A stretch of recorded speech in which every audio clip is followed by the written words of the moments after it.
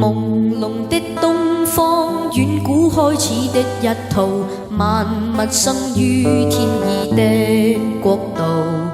凡人的一生，幾多得到得不到，盡在天公手裏操。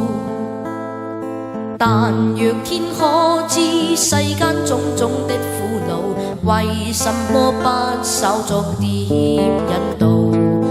為什麼蒼生想得的偏得不到許多基本的美好？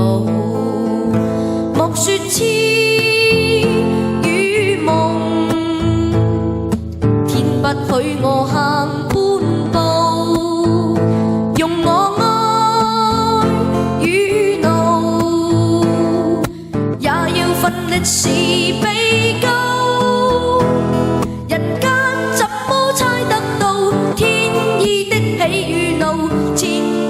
誰如何定去路？